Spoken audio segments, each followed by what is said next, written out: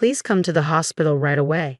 Sarah is in critical condition. I pleaded urgently over the phone, my voice shaking with fear for our 6-year-old daughter's life. But instead of rushing to our daughter's side, my husband's harsh words cut through the line like a knife.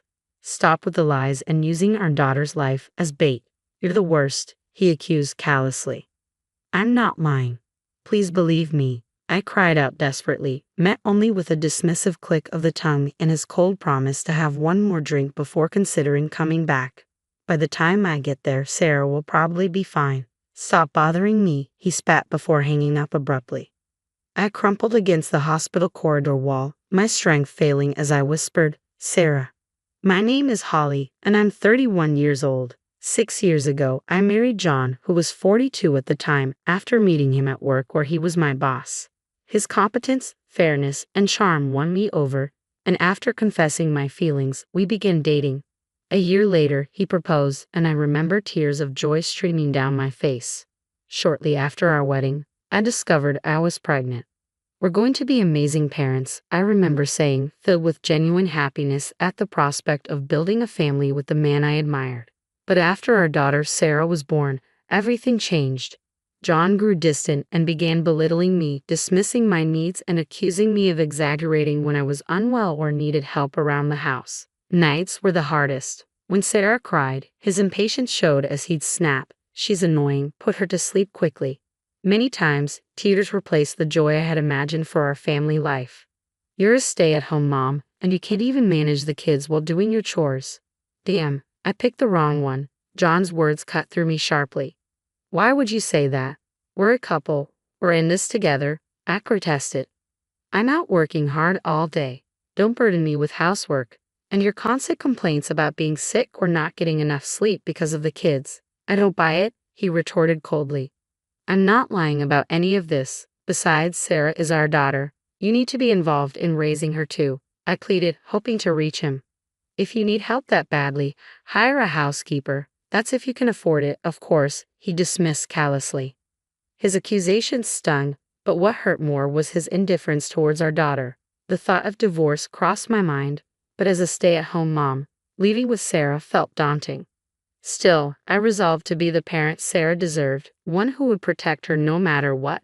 If something ever happened, it seemed Sarah vaguely understood that her father, John, and I were getting along well.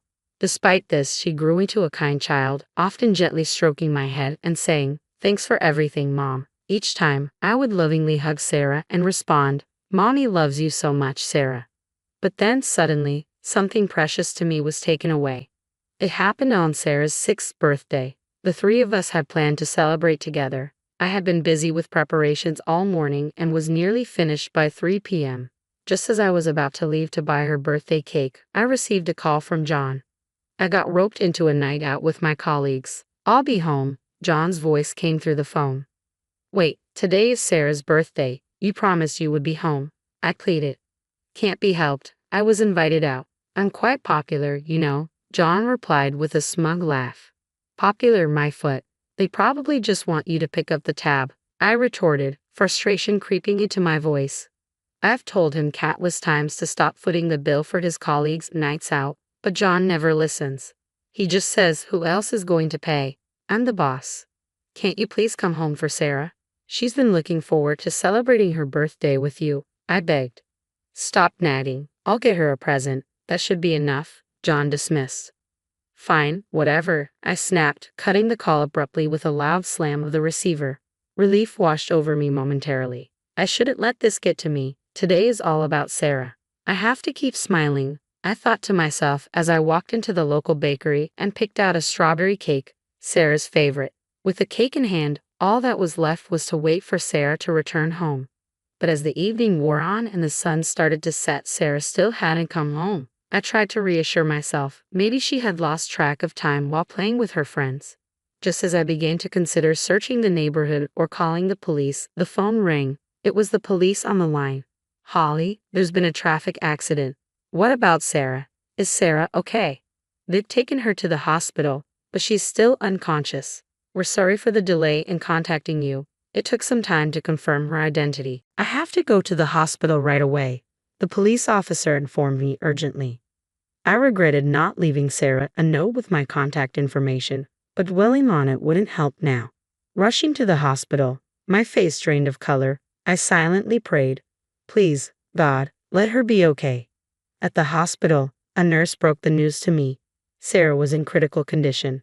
The strength drained from my body, and I collapsed to the floor. Just this morning, she had been fine, going to school like any other day. This wasn't supposed to happen. I struggled to convince myself it was all a terrible dream. But the steady beeping of the machines monitoring my daughter's unconscious form brought me back to harsh reality. "I need to call John," I muttered, stepping out of the room to dial my husband's number. "What? It's you again? Don't bother me while I'm out drinking." John's voice slurred through the phone. "Sarah got in an accident and she's at the hospital. It could be serious. Get here now." John scoffed, dismissing it. "Yeah, right. Another one of your stories. You're just upset because I missed her birthday. Stop making things up." "I'm not lying. Please come to the hospital now. Sarah's in critical condition," I pleaded desperately. "Stop holding a grudge against me. You're being ridiculous," John retorted callously. "Please, just come. Sarah might not make it," I cried, tears streaming down my face. I found myself pleading through the tears, overwhelmed not just by sadness but by the disbelief that my husband could accuse me of lying and show no concern for our daughter in such a dire moment. Fine, I understand. I'll have one more drink, then I'll come back. By then, Sarah will have miraculously woken up and be peacefully asleep in bed. I'm tired of your lies. Don't call me again. Bye." "Wait," I shouted, but he had already hung up. In the hospital room, I sat, tears streaming down my face as I waited for Sarah to wake up. But she never did. Her birthday became the day she left us forever. "Why? Please open your eyes," I pleaded, my voice trembling with grief. No matter how much I called out to her, no matter how many times I touched Sarah's lifeless body, she never responded with a smile. Sarah was such a good girl. She was shy, but always caring and thoughtful towards others. A true angel. Why did she have to lose her life, Sarah? I collapsed in tears in the hospital room, oblivious to the people around me. In the end, my husband never showed up at the hospital that day. On the day of the funeral, the sky hung heavy with clouds, as if it too mourned. John's colleagues and bosses attended the service, faces familiar from earlier encounters, but this was not how I had imagined meeting them again.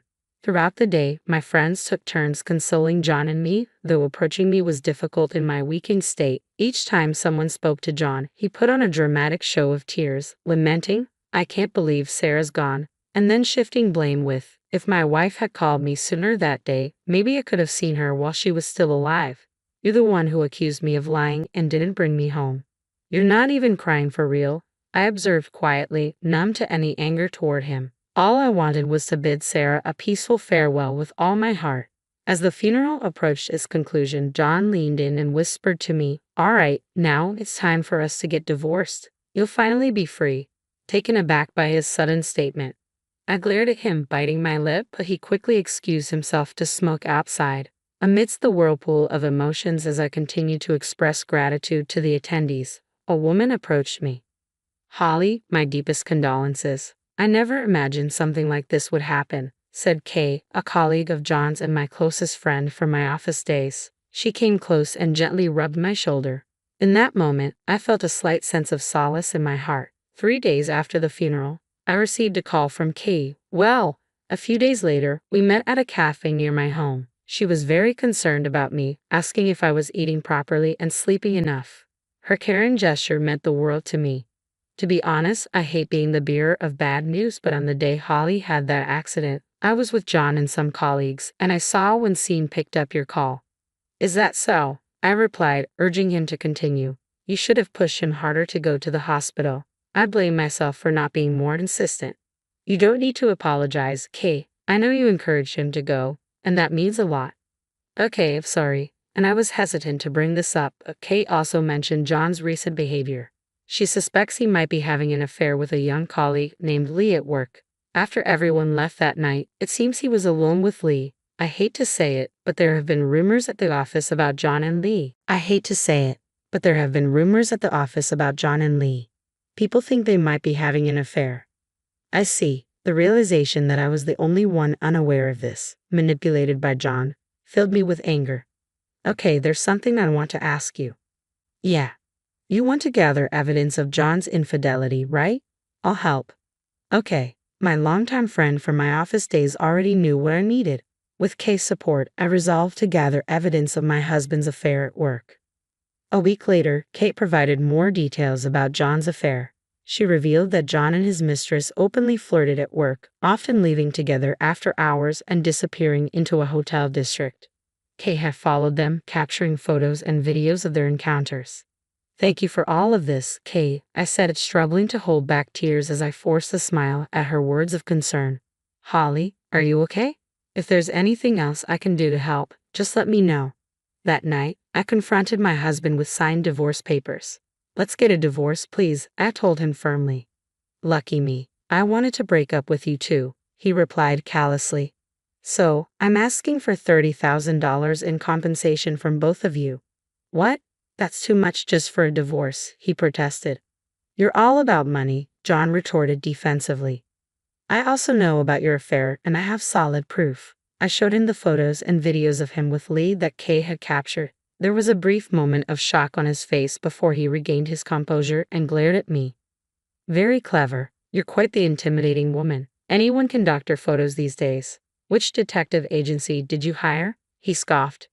I anticipated you'd say that. Just then, Kay walked in from the adjacent room. Concerned for my well-being, she insisted on staying close by and had been waiting there.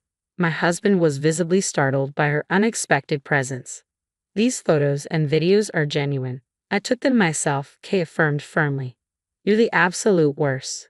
Our daughter has passed away, and you're cheating too. If you don't confess, I'll report it to our boss. Please don't do that. So, you admit to cheating then? Yeah, I guess, my husband admitted reluctantly, his face contorted with discomfort. All right, so we're getting divorced. Make sure you pay me alimony. Despite admitting to the affair, John still refused to pay alimony. If you're going to be this stubborn, I'll consult a lawyer. Do you, a housewife, even have the money to hire a lawyer? I've been working online all this time, saving up to support Sarah on my own in case we ever got divorced. I intended to use that money for her, but now I'll use it against you. Until now, John had looked down on me. Even when I confronted him with proof of his affair, he appeared unfazed. But suddenly, panic crept into his expression. Wait, hold on, this is some kind of joke, right? Huh? If you think this is a joke, try me. I won't settle for a half-hearted agreement, I stated coldly. At my firm words, John dropped to his knees, pleading desperately. I only started seeing Lee because she made advances towards me. It's not my fault, he began, offering excuses. I can't afford to pay alimony. Please reconsider. He bowed his head to the floor, tears streaming down his face. Yeah, and I'm sure those tears are just for show. Goodbye, I said, brushing off my husband as I grabbed the Boston bag I had packed and left home with Kay. Later, I hired a lawyer and successfully filed for divorce and damages. I managed to secure $25,000 in damages from Lee as well. John lost his family, his money, and was promptly dumped by Lee. Who said I only dated you because you had money? Lee retorted. I never expected things to end up like this, John lamented. And when our affair at the office was exposed, we were called in by the CEO, and as Kay told me, transferred to different rural areas. Following my divorce, I moved back to my parents' house and continued working from home. Sarah was laid to rest in our family cemetery back home. While I still mourned deeply, I resolved to live out my remaining years quietly and peacefully.